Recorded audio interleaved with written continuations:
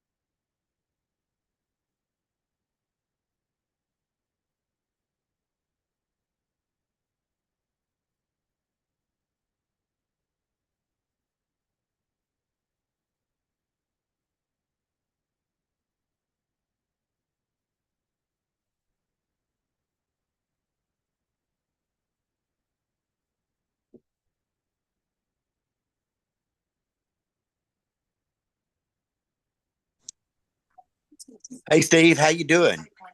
Hey, we're doing well. Good. Just everything's going along just Great. nicely. Fantastic.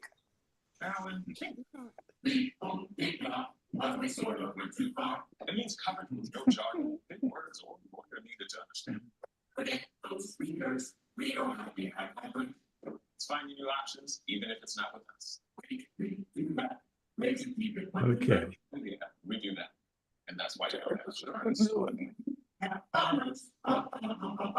Yeah, I'm still trying to get used to the business with the reading glasses and trying to see different things up close and acknowledging the fact that I blew it on my choice of of um,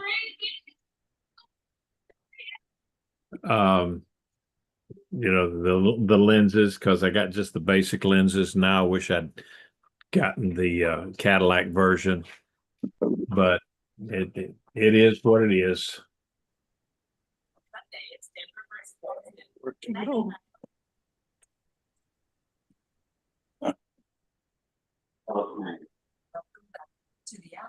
Ah,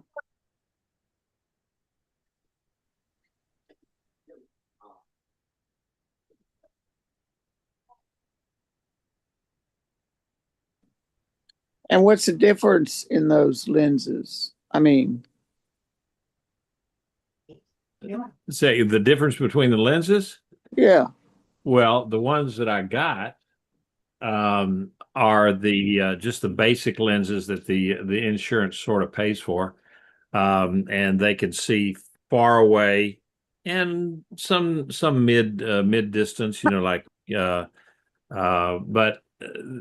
for a close up, you need readers.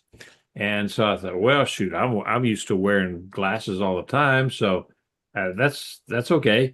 And then I realized that, okay, yeah, when it says you can't read up close, I mean, you can't read up close. My arms need to be about another 6 or 8 inches longer before I can see this stuff. And so I could read off the computer all right, but had I gotten the those multifocal lenses, Oh, okay, I yeah, would have been able to read up close and right. medium and Okay. far. And so You'd be um, like Joseph. Joseph can read those teeny tiny I letters. know it. That just Joseph does that, and of course he's uh, um, and he did that what 10 years ago or something like that. Something I like didn't even know they 15 had them years. 10 Yeah. years ago. Yeah. But so anyhow, but it is what it is, and I'll just I'll just live with it. I'm looking now for the option of some glasses that the top is clear, and then it's a progressive lens down to just like a 1.0 or 1.125 reader at the bottom. And if I could find something like that, that would work just fine for me. Especially when for me doing the stuff that I do out here all the time, I have to wear glasses outside all the time just to protect my eyes from shrapnel, tree limbs and grinding wheels and all sorts of stuff like that. So um, I'll figure out a way, and it'll work. So, but I have pretty much convinced Pat that I want her to have the high dollar Cadillac version glasses, because in that, or lenses, so because then that way she can put on her makeup without magnifying glasses and stuff like that. So it'll all work out. It's all good in the end. So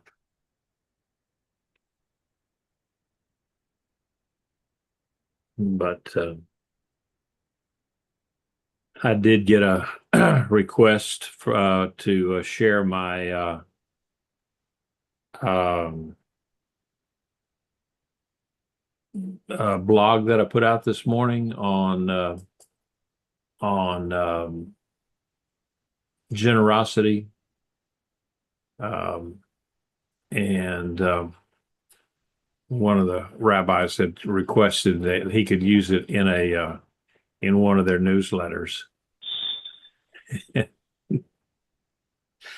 So That's awesome.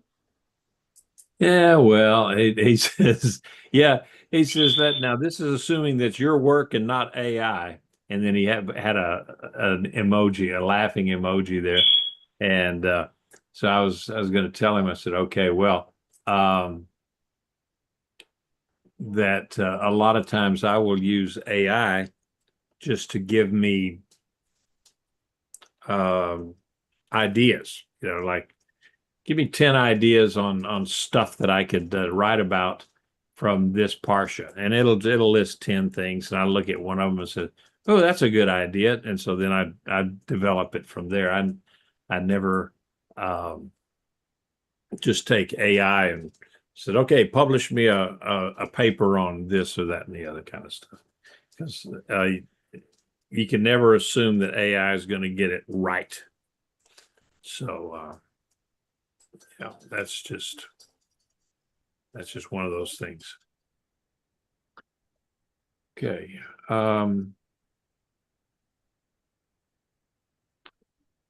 All right, so it's now 7:02 and we've got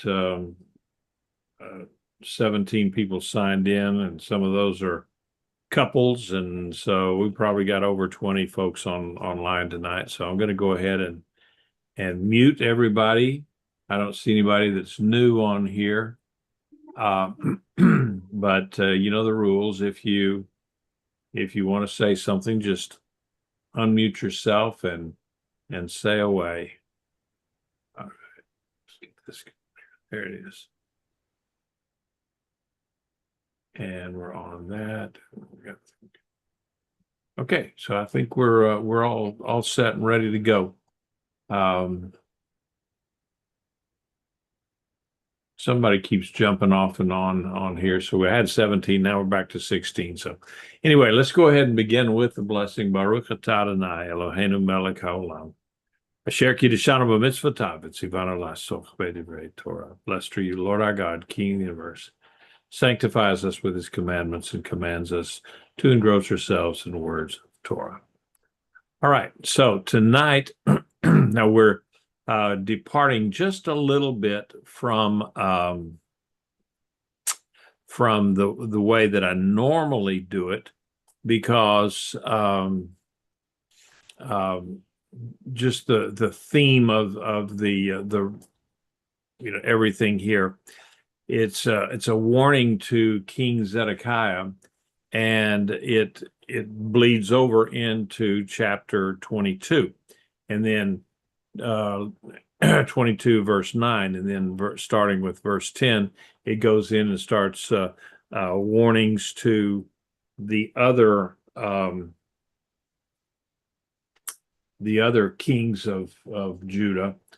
And so there's and like we all a lot of times do, okay, here's our timeline and dates and so forth. Okay, so here's the modular breakdown of that, and that's the first two verses is Zedekiah's inquiry of Jeremiah, and then verses 3 to 7 are God's answer back to Zedekiah. And then you got 10 through 8 to 10 verses there. It's kind of it's I say shocking offer of life. It's just kind of incongruous with the rest of everything that's going on here. There's this little bit of a glimmer of hope in there that that is we'll look at. And then 11 to 14, there's an oracle about to the house of David, and how they what the house of David should be doing, and they were not, and so, and then finally you jump over into chapter 22 and verses 1 to 9, and it's a judgment on the royal house of David, the monarchy of Judah at that time. So, and before we started on this, I wanted to kind of give you an idea of, okay, here's the last, because we'll be looking at this in the next couple of weeks. The last 5 kings of Judah, and these are all kings that Jeremiah's ministry spanned all of these kings here. So we have Josiah first, and then his son Jehoaz, or sometimes called Shalom, and Jehoiakim, and so as far as trying to pronounce these things the Hebrew way, I get all messed up, and so, and then you got Jehoiakim, and sometimes he's called Jeconiah or Yeconiah, Coniah, and then you got Zedekiah, and so anyway, I just did them the way that pronounce them the way I grew up with them, and I think most everybody that's on this call tonight did the same thing. So but here's the last five, and then you got, of course, Zedekiah here is the very last one, and he met a tragic end also. So let's go ahead with the verses 1 to 2. The word which came to Jeremiah from Adonai when King Zedekiah sent to him Pashur, son of Malchiah, and Zephaniah, son of Maaseiah, the Kohen, saying, "Please inquire of Adonai for us. Since Nebuchadnezzar, king of Babylon, is making war against us, perhaps Adonai would deal with us according to all his wondrous miracles, so that he would withdraw from us." All right, so this is, we see that Zedekiah is, he's asking the question. And okay, so remember last week we had where Jeremiah was arrested by this dude named Pashur, who was like the chief of police and chief administrative officer and chief of this and chief of that in the temple. And he didn't like what Jeremiah was saying, so he just had him beaten and thrown in stocks. And so this kind of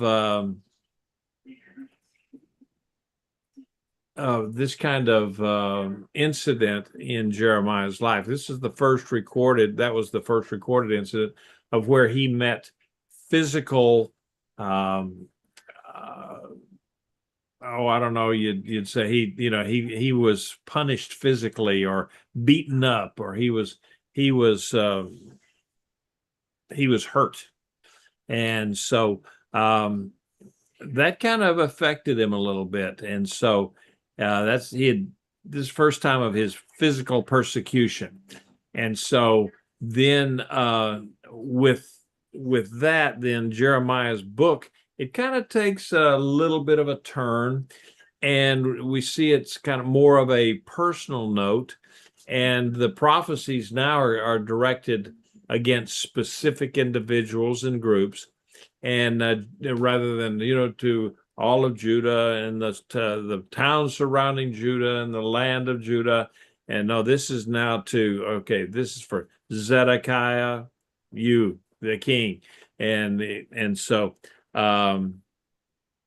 we also see that Judah's hope of repentance was replaced with the certainty of God's judgment. And so the first group that's singled out by Jeremiah, and that's what we will be looking at tonight, is the first group is the kings. Okay. And and we're going to be looking at Zedekiah, and then next week we'll be looking at the other kings. And so I don't know if you'll notice or anything, but these the messages, Jeremiah's messages to these wicked kings, are arranged in kind of an unusual order. And you see you saw my list of the kings there, the last 5 kings. And so the very first one that was mentioned here is the last king. And so the other kings were then arranged basically chronologically that you would think of, beginning with Shallum, which is Jehoaz, and so and then continuing with Jehoiakim, ending with Coniah, that's Jehoiakim. And so why did he do this? And it's not really for sure why he did that, but I think that there's maybe 2 reasons. First of all, by discussing Zedekiah at the beginning, he was able to kind of put the story of Pashur, son of Malchiah, which was last week, the one that beat him up, had him beaten up, next to the story of Pashur, son of Emer, which he was a messenger coming from Zedekiah, and he was not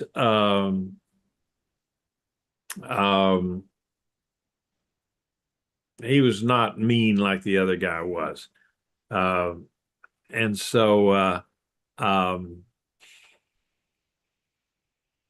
that may be one reason that he put that first. And then the second reason was maybe it was arranged so that the prophecy against Coniah would climax God's judgments against the kings. The line of the wicked kings would be cut off because God would raise a righteous branch to rule the nation. And we'll see that in chapter 23. We won't see it tonight. And so the arrangement of these prophecies provides us a continuity and also a climax. So maybe that's why they did that. So the Zedekiah's inquiry probably occurred somewhere between 588 and 586 BCE. And you remember that 586 is when when Jerusalem was breached, the walls were breached, the Babylonians came in there and just destroyed everything. So this was right before they were defeated. And so, and I've already mentioned that this is a different Pashur than we saw in chapter 21. And so Zedekiah here is he's asking a question of Jeremiah, and it's kind of in many ways it's kind of a selfish question, because what he's doing here is he wants a miraculous deliverance, and it's almost like he's asking, okay, God, work your magic and save us all. And all the time, Judah is still living in open rebellion against God, and they've got idolatry, and they've got their justice system is a shambles, and it's corrupt. Their government is corrupt. They the people in power, all they're interested in is staying in power and luxury, and they don't care anything about the lower class people, the regular folks. And so I wrote here that Zedekiah is looking for a magic show without any repentance. He's just not interested in doing what's right. He just wants to be saved, and from this deal. Now, what he's probably harking back to maybe is that remember when years earlier, Hezekiah, he had sent a similar group of people to Isaiah to, ask about, okay, here comes this approaching army with Sennacherib.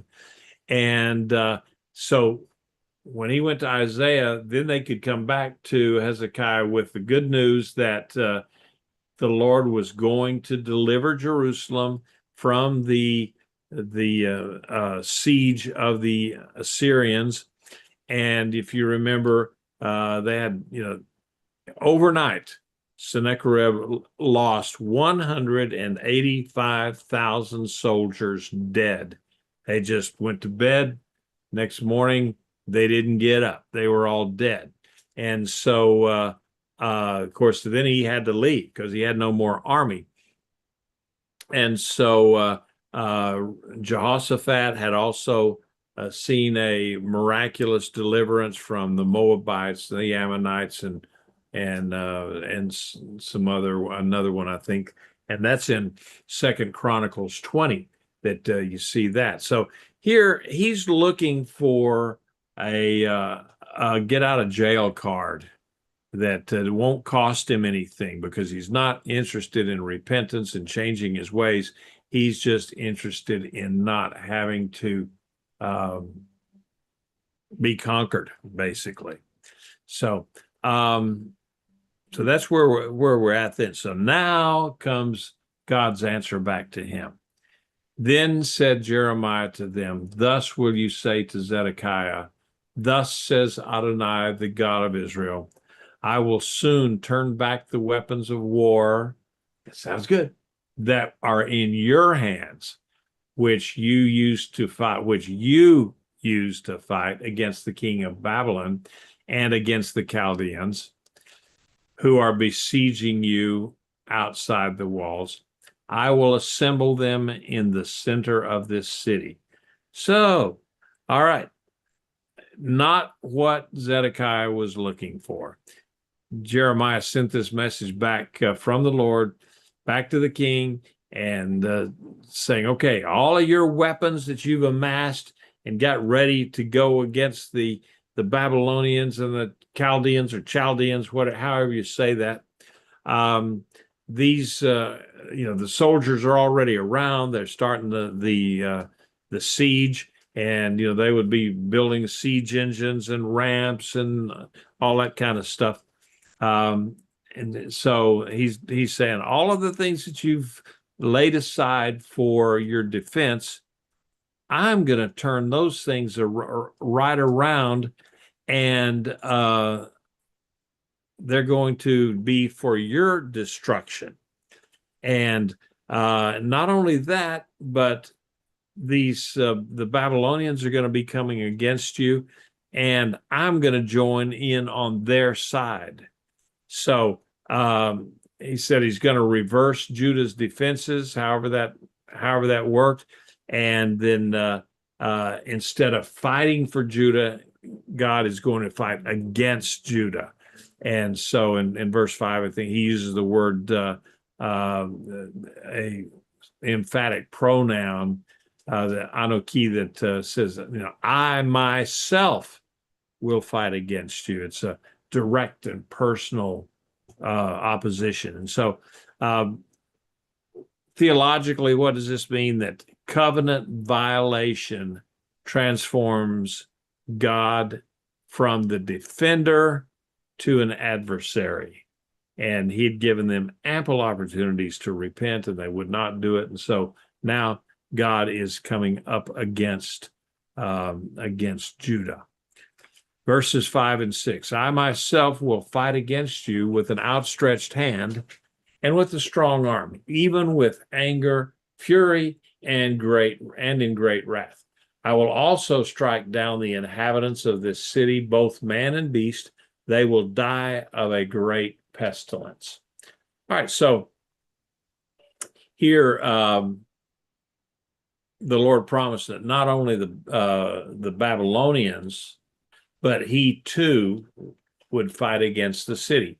He would raise a strong arm against Jerusalem and in anger, and would strike down the inhabitants of Jerusalem. And normally, when God,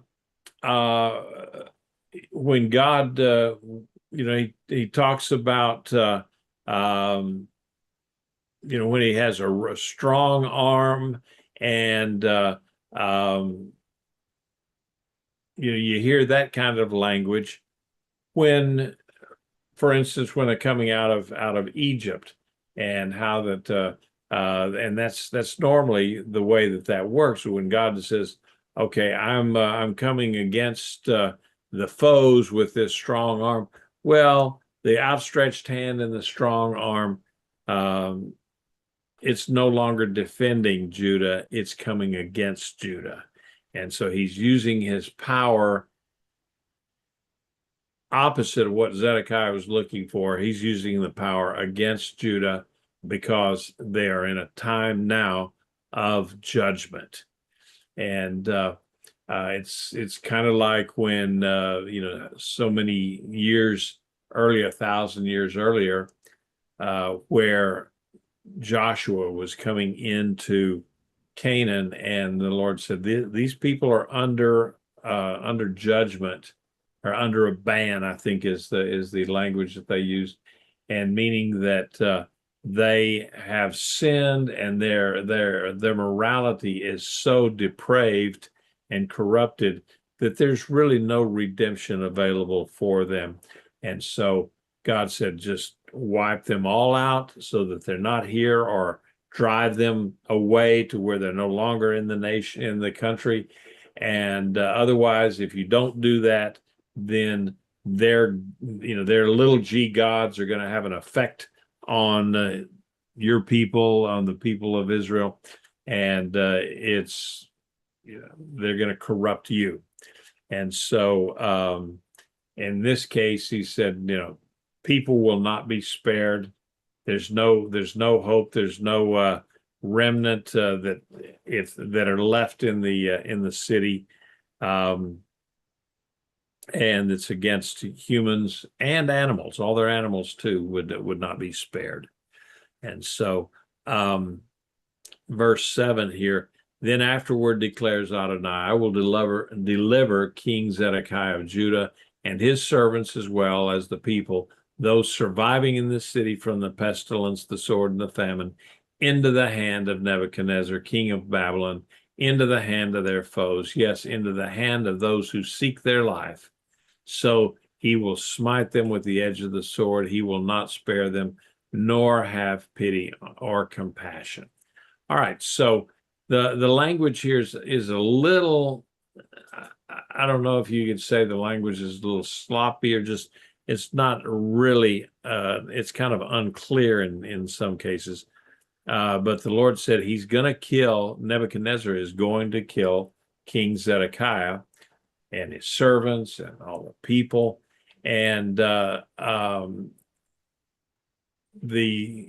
there will be some people that they survive it, and they're going to be carried off. They're not going to escape. No one escapes. Most will be killed, but many will be carried off into captivity, into Babylon. And we've already seen that, of course, several years prior to this, there was an invasion, and they carried off people such as Daniel and his three companions, Shadrach, Meshach, and Abednego. And they carried them off. And so now, in this particular invasion, this siegement that's going to be coming to pass, it's going to be much more deadly and much more permanent. Obviously, because if you're dead, that's pretty permanent. And so we see that Zedekiah, if you read, think it's 2 Kings 25 is the story about Zedekiah, and how that he tried to escape with some of his people, and they were captured up around Jericho, and then the Babylonians, they took and lined all of his sons up and slaughtered all of Zedekiah's sons right in front of him so that he could see it. And then they gouged his eyes out, so that the last thing that he ever saw was the slaughter of his sons. And then they hauled him off to Babylon, and he died in Babylon. So it was a gruesome, grisly death for Zedekiah, and just as God had prophesied, and Jeremiah had prophesied. And so any comments or questions anybody's got so far in this? Okay. So let's go ahead in verses 8 through 10. Now to this people you will say, thus says Adonai, look, I set before you the way of life and the way of death. He who remains in this city will die by the sword, by the famine, or by the pestilence. But whoever goes out and surrenders to the Chaldeans who are besieging you, he will live.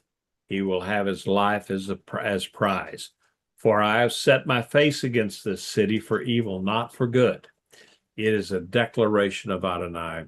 It will be given into the hand of the king of Babylon, and he will burn it with fire. All right. So, what we have here is it's kind of strange. It just kind of pops up here. There's almost an opportunity for people to escape in a way, that he says, look, if you will just go outside the city and surrender to the besieging Babylonians, your life will be spared. You're not going to die. You're not going to have anything. You're going to be a slave. You won't have any wealth as such. You can't take it with you, but you will be alive. That's what you get out of the bargain if you surrender.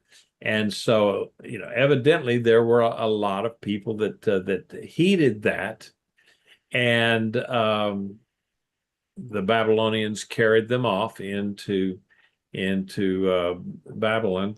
And I think part of it was that they had already seen how that Daniel and his companions and others were taken into Babylon, and they were not tortured or turned into just subhuman beings. No, the Babylonians said, look, we captured you guys, you're in exile, but we're gonna put you guys, you can live amongst yourself, you can have your own little enclave. In fact, you can have even your own little laws and your religion and everything like that. And all we ask is that you obey the laws of Babylon and don't cause us any trouble, and we'll leave you alone. And basically that's what happened for the 70 years of exile. And I think some people must have seen this, that's what had happened, 5, 6, 10 years earlier. And they said, well, maybe that's not so bad.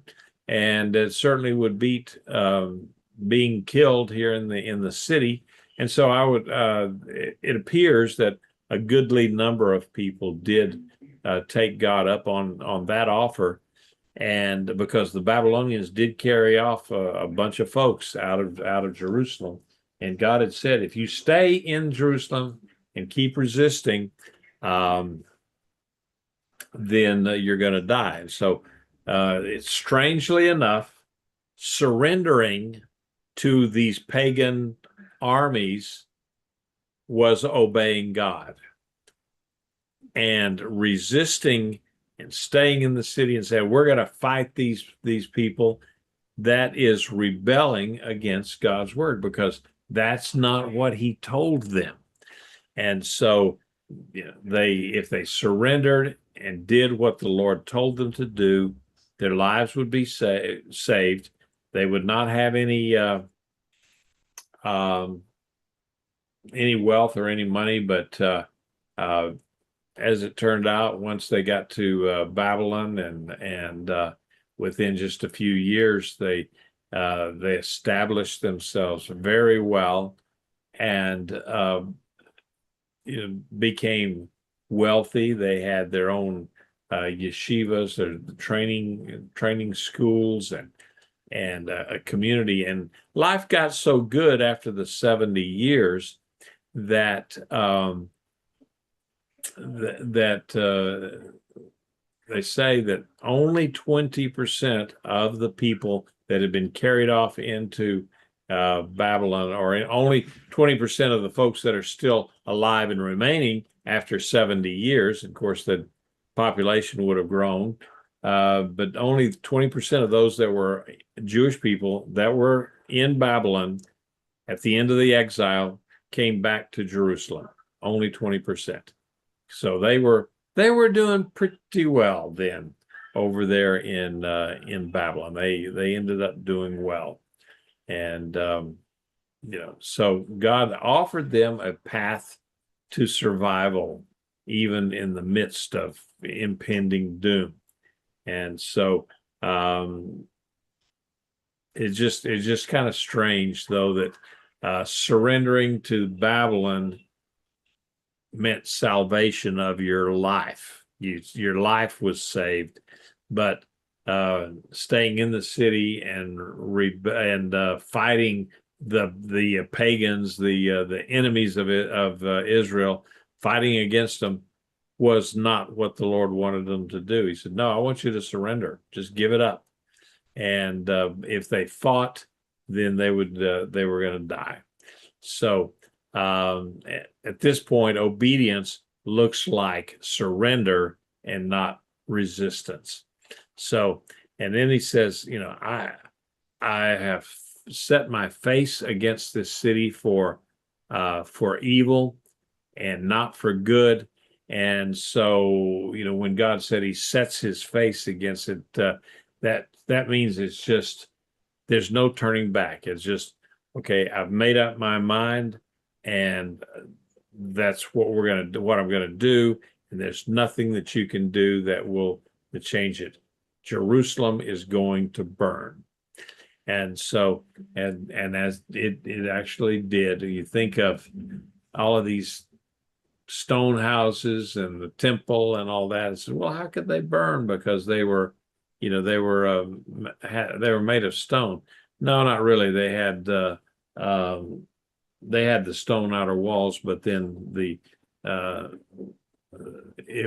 had woodwork, big logs, big timbers that actually held up the roof and held up the walls. And so when those things started burning, and they burned on through, then the walls didn't have any structural integrity, and they fell on in. So going on with verses 11 and 12, it says, "Also to the house of the king of Judah, hear the word of Adonai. O house of David, thus says Adonai, render justice by morning and rescue the one who is robbed out of the hand of the oppressor. Otherwise, my fury will go forth like fire and burn, so none can extinguish it because of their evil deeds." Now, for a long time when I read this, it says, okay, render justice by morning. And my thinking on that was, well, how could they, after all these generations of injustice, how are they going to all of a sudden turn it around and render justice by the next morning? No, that's what they're saying is that render justice by morning, meaning the court system met in session in the mornings. Because why? Because it wasn't so blasted hot. And nobody wanted to be in a court when it's in the noonday sun and it was so hot. And so what it's saying is render justice in the mornings when you have your court is in session, and rescue the one who's robbed.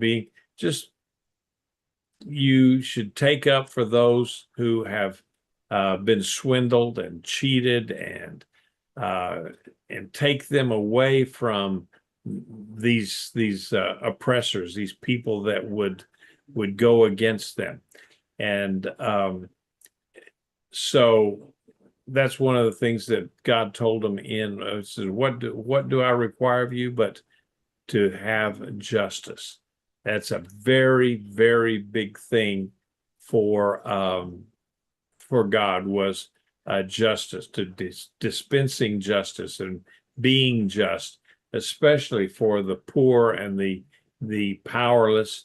And if they didn't do this, if they stayed corrupt and still didn't do any of this, then the Lord said, your city's going to burn. It's just going to burn. That's all there is to it.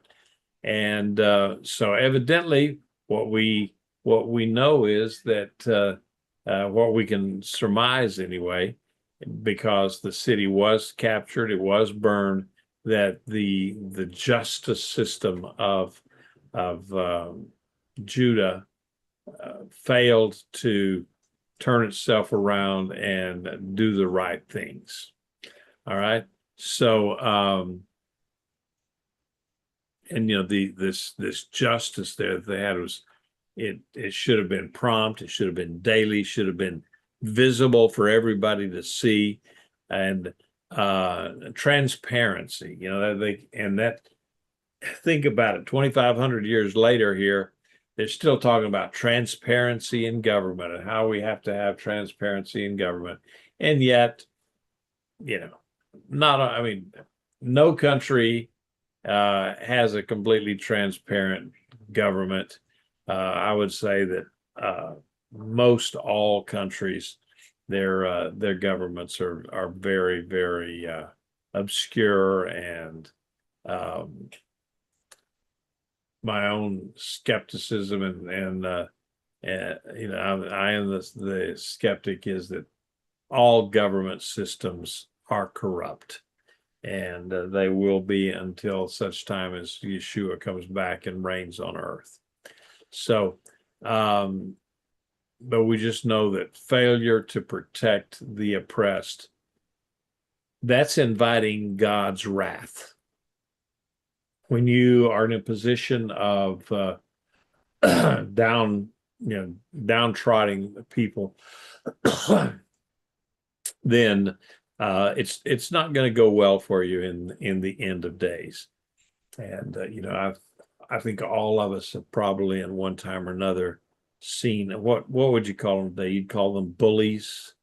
And I've worked in organizations where you have people that that's the way they climb the ladder, is by stepping on the backs of other people, or more likely the stepping on the necks of other people, and putting them down. And that's how they elevate themselves, is being ugly to everybody else. So God said, look, you keep doing that, you're going to burn with fire, and it's going to be so hot, and it's going to be inextinguishable, unstoppable, until it just burns itself out and the city is no longer standing. So verses 13 and 14 says, here I am against you, situated in a valley, a rocky plateau. It is a declaration of Adonai. You are saying, who would come down against us? Who would enter into our lairs? I will punish you according to the fruit of your deeds. It is a declaration of Adonai. Also, I will set fire to her forest, and it will consume all around her. All right, so we got to remember the geographical location of Jerusalem. It's on kind of a hill, a mountain or whatever, and then there's valleys around three sides of it, and then there's other mountains around that are actually even taller than Jerusalem. But at the same time, whenever you go to Jerusalem, it's called making aliyah, or going up. You go up to Jerusalem, even though if you were up at Mount Hermon on the Lebanese border and you were going south to Jerusalem, you're going up to Jerusalem. And certainly the imagery there going south is not up. Whereas if you were down in the Beersheba or the Negev and you're going to Jerusalem, it's more natural, and that makes natural sense that, we're going up to Jerusalem because we're going north. And but anyway, because of their geography, the people of Jerusalem thought that they were invincible. They were not that there weren't any armies that were capable of taking them, because they had adequate supply of water. Now, I'm not sure that, well, I know that they didn't have adequate food supplies, because they resorted eventually to cannibalism, but they did have water, and that was something that Hezekiah guaranteed, coming from the Gihon Springs, flowing down under the city to the pool of Siloam. And so they would have water, but no, they did run out of food. And but their whole idea, though, was, where we're up on this hilltop, and you saw the same thing in medieval times, where these guys would build their castles up on a hill, and so that it'd be hard to build a siege ramp up to it, or it'd harder for the enemy to scale the heights to your castle or your fortress. And even in today's world, into warfare, well, maybe up until the last few years anyway, having the high ground so that you could get a good lay of the land and see where your enemy was coming from is a good thing. It's something that to be desired. You would plan for that. You didn't build your base camp down in a hole someplace. Now, you wanted to be up high so that you could see what's going on. And that's what Jerusalem was. That's what the people thought. We'll do it that way. I mean, we're impregnable. We just cannot be defeated. And so they just didn't realize their vulnerability at all. But especially since God said, look, judgment is coming. I'm going to destroy this place, and there's nothing that you can do about it, because you have crossed the red line after red line after red line, to the point that you've broken covenant so many times that there's nothing else I can do. I would not be God would not be a just God if he allowed Israel to continue on in their sin, and basically poking God in the eye with a sharp stick. And so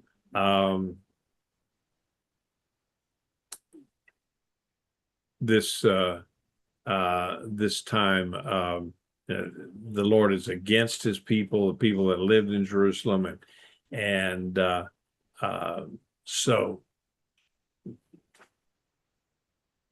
beyond the Lord being against them, there would be not much of a way that it would take great effort for an earthly army to besiege Jerusalem and destroy it.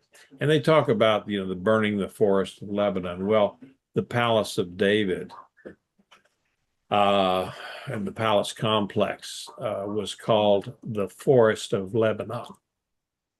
And that was because they used so many logs from the big cedar trees of Lebanon, that they just in big halls and of justice and so forth. And they were on these big tree trunks that then held up the rooftops and so forth. And so that was another name for these government complexes, is the forest of Lebanon. But it could also be just the idea that, okay, the surrounding countryside, the forest around Jerusalem would also burn away. And we know that even in today's world, with our firefighting techniques and so forth, in the long, hot, dry summer, Israel can certainly suffer from fires, from arson. And a couple of years ago was a horrible situation where the Hezbollah just Muslim terrorists would go around setting fires, just trying to burn everything. And so it's still a vulnerable place to fire. Okay, now before we get into chapter 22, are there any questions or comments before we get into the next segment?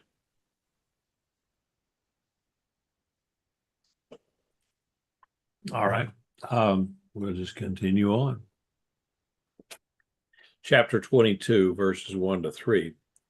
Thus said Adonai, go down to the palace of the king of Judah and speak this word. Hear the word of Adonai, O king of Judah, who sits on the throne of David, you, your servants, and your people who enter by these gates. Thus says Adonai, execute justice and righteousness. Rescue the one who is robbed out of the hand of the oppressor. Do not mistreat or do violence to the stranger, the fatherless, or the widow. Do not shed innocent blood in this place. All right, so this is the second time we've seen this and heard this. And so this oracle is against the Davidic king of Judah. But and whichever one it was, we don't really know. We can just kind of guess that at this point this particular oracle may be out of place, and it could have been any one of the earlier kings that was earlier in Jeremiah's ministry. We just don't know. But he told Jeremiah to go down to the palace. Well, the temple was the high point of the city of Jerusalem. And so anywhere you would go from the temple would by necessity mean that you were going down to a lower elevation. And even David's palace was lower down than the temple itself. And so Jeremiah at this point was to speak directly to the king, Zedekiah, if that's who the king was. We, like I said, we don't know who the king was, but God told Jeremiah to go down and speak to the king, and so whoever it was, wherever, and perhaps maybe Jeremiah was even coming from his home up in Anathoth, which is just a little bit north of Jerusalem. So he would still be going down to the palace. So he's instructed the king and all of his administration to practice justice in their decisions, especially regarding civil matters, and they should protect the weak and the vulnerable, and should not shed innocent blood, and all of those things. So social justice has always been important to the Lord, and it's no less important today. I think he looks at that possibly that God looks down on our nation today and sees these people that thwart the system. You have corrupt judges that render decisions that are just totally out of whack with our Constitution, but that's what they're ruling this way because they have they don't like the president, and so they will make up things that to just thwart his efforts to improve the country, and they don't care. And the same way back in Judah and Jerusalem at that time, people didn't care. They were in power, and they would do anything and everything to be able to stay in power. So it says, go down to the house of the king of Judah, speak. And so he's calling on the king to deal honestly and justly, without favoritism, have a good a good justice system, and he said practice justice and righteousness, which is mishpat utzedakah. Okay, and that's what it is in Hebrew, but practice justice. And so, and then he said, don't shed any innocent blood. In other words, don't sacrifice any of your children to this Molech down in the valley of Hinnom. And so social, we could say that social injustice is the theological, or maybe one of the theological reasons for the fall of Jerusalem. Okay, verses 4 and 5. For if you really carry out his word, then through the gates of this palace will enter kings sitting on the throne of David, riding in chariots and on horses, himself, his servants, and his people. But if you do not obey these words, I swear by myself, declares Adonai, that this palace will become a ruin. So God is saying here, look, there's still a chance. If you will do this and practice justice and clean up your government, get rid of these crooks and people that do evil against their fellow man, get rid of them and clean up your government. And if you do that, then you're going to have a king in Jerusalem, a Davidic king forever, and they're going to ride in chariots and on horses. Well, that is an image of an overcoming it's a successful, a wealthy, a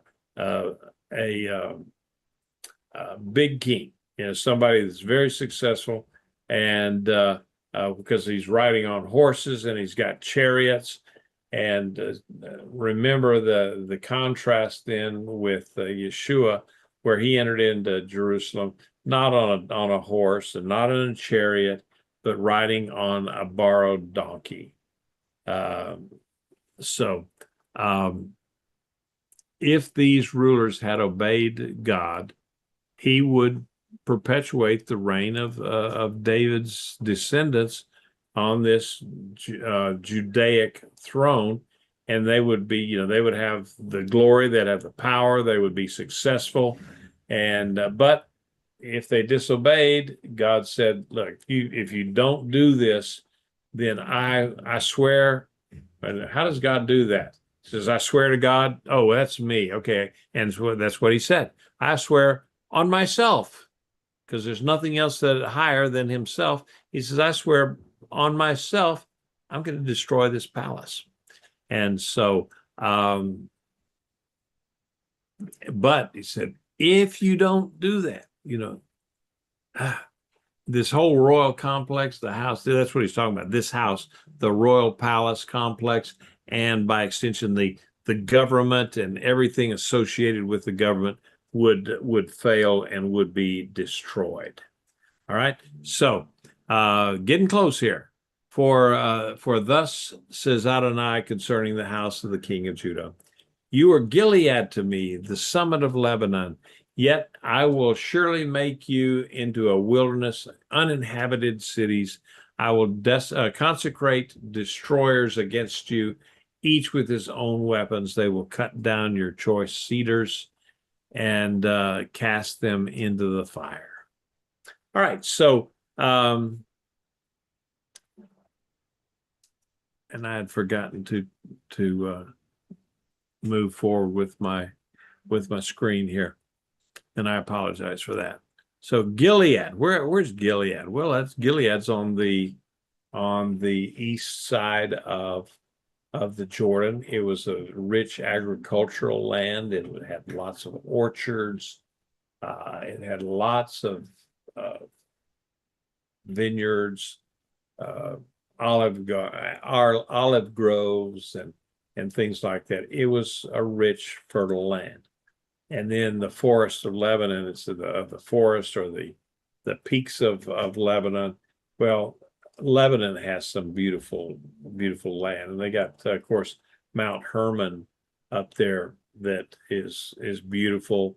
And in the wintertime, people go skiing off of Mount Hermon, and so you don't think of being in the Middle East and going skiing, snow skiing, but in the wintertime, of course, Mount Hermon is snow capped, and they have ski lifts up there, and people go skiing. And it's kind of funny because you see Israelis up there skiing, and Arabs and Lebanese and Syrians, and everybody's going up there. They're going skiing, and you don't. I don't remember any time of people, terrorists going up there and killing a bunch of folks that are skiing. And so it's a beautiful place. If you've ever been up there and seen Mount Hermon, it is a beautiful place. And so, but God said, that's what you are to me. You're beautiful. And it's just, and he loves his people. He loves this place. He said, but I will put up destroyers that are going to come in against you. And they're just going to tear everything down, cut down the cedars, and cast everything into the fire. And so going ahead with the last two verses here, many nations will pass by this city, and they will say, each to his neighbor, why has Adonai done such a thing to this great city? Then they will answer, because they abandoned the covenant of Adonai, their God, and worshiped other gods and served them. All right, so what we see there is these other nations are going to question. They're going to look at that and says, why did that happen to this great city that had one of the wonders of the world, this great temple sitting up on this mountain and covered in gold, and it was just a brilliant thing. How could this possibly have happened? And the answer, now they don't, it doesn't say who answers the questions, but the answer to the question will be, well, it's because they disobeyed their God. And of course, each nation had their own gods. And so if a nation failed, is because either their God was too weak to prevail against another nation, or because their God was punishing them for misdeeds. And in this case, the destruction of Jerusalem, it is a spiritual answer. The reason is they disobeyed their God, the one true God in this case, and because they disobeyed him, they disrespected him, they did not follow his laws, they disobeyed him, then he himself destroyed the city and sent them off into exile. So this is a spiritual lesson. It's not a geopolitical lesson of any sort. God just used other nations to carry out his will. But the bottom line here is that Judah had abandoned God. They had worshiped other, foreign little g gods. And God said, okay, no, that's enough. I'm done with you. I don't want anything to do with you. And you're going to be punished. And so that's how we end up here on this lesson here. Now, next week, we will start with chapter 22 and verse 10. And then from there, you'll see the other warnings against the other four kings or three kings, I guess, that because Josiah is already gone. But we'll be doing that then next week then. All right. Any comments or questions that anybody might have? This lesson this week is not a whole lot of hidden meaning or anything like that. It's yes, ma'am, Chanel. Good evening, Rabbi. Yes, I feel really sad because King Zedekiah, he's the last king, and when I read the scripture that if they take God's words and they're gonna be king still sitting on the throne, but through the Bible, they didn't get a chance though. Well, they blew it. I mean, God gave them chance after chance after chance, and they wouldn't take it. They wouldn't take it, and so yeah, it's their own fault basically. It is definitely their own fault. It was Zedekiah's fault that all of this occurred to them because to Judah, because they would not listen to the Lord and they would not do right. In fact, they just would double down on their corruption and sins.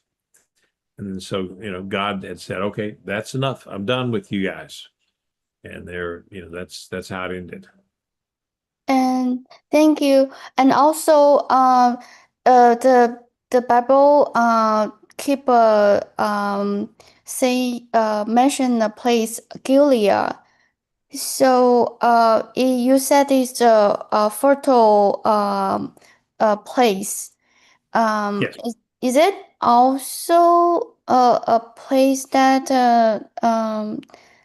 they the Chaldeans gonna conquer first, or just comparison for these fertile place turn into ashes like that? Well, in the way of the warfare that day, yes, the Babylonians did come down from the north. Remember, they have to follow the rivers so that they have water. Mhm. Yes. They can't come across, and so they came down. And of course, Gilead, the land of that area called Gilead, that is in present day, that is Jordan. Okay. And in that particular area, if you get over to Jordan, there's a lot of vineyards and orchards and agriculture even today.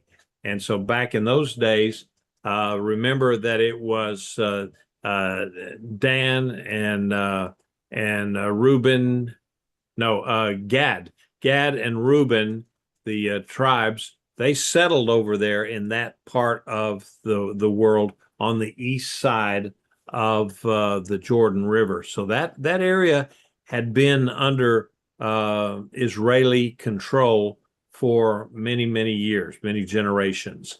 And it was a prized piece of real estate.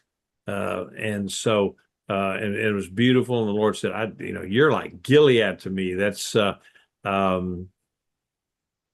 so yeah, it would just be one of those things that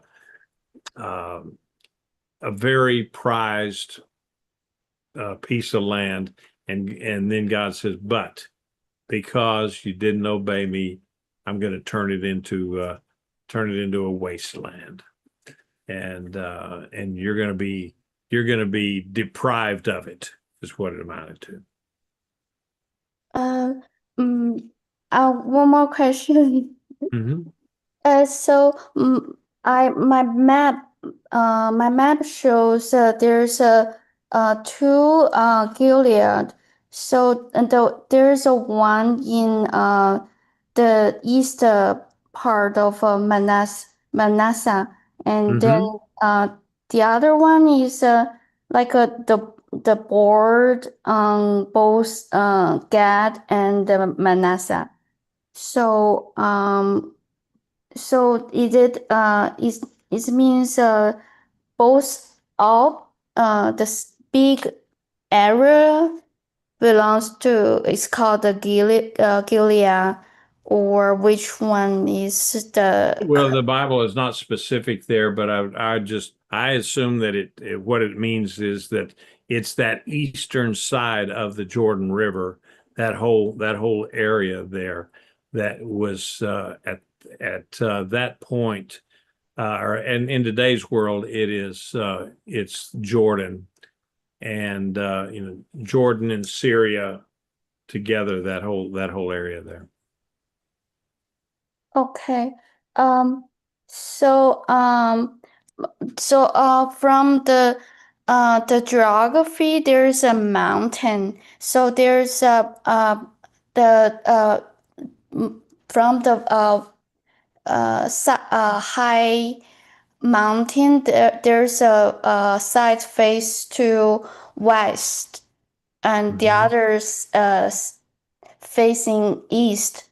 Do you mean that facing west side is the fertile land of Gilead? No, I'm talking the land on the eastern side of the Jordan River, and some of that stuff just goes up onto higher elevation, but it's the land east of the Jordan River. That's where Gad and Reuben settled, and that was called Gilead. And yes, there may be another place up in where Manasseh settled also. But both of those are back in those days were rich, fertile areas, and desirable. When Gad and Reuben came through there and says, "Whoa, this is really nice here," and this would, our flocks and our herds and all that would really, really like to they would love this place because there's plenty of grass to graze on, and we could do well here. And that's why they settled over on that. They were more of herdsmen than, say, some of the other tribes who were more oriented toward farming or orchards or olive groves and things like that. And in some cases, there were some who were actually fishermen, and but that's where I'm talking about, is on the east side, basically opposite of where the Sea of Galilee is. That area over there, going on down toward Jericho and so forth. You get too close down there to the Dead Sea, it's not as pretty, but the further north you go, the nicer the land is. Thank you, Rabbi. No problem. Okay. Any other comments or questions that someone might have? I'm going to go ahead and cut off the live stream at this point, and so that we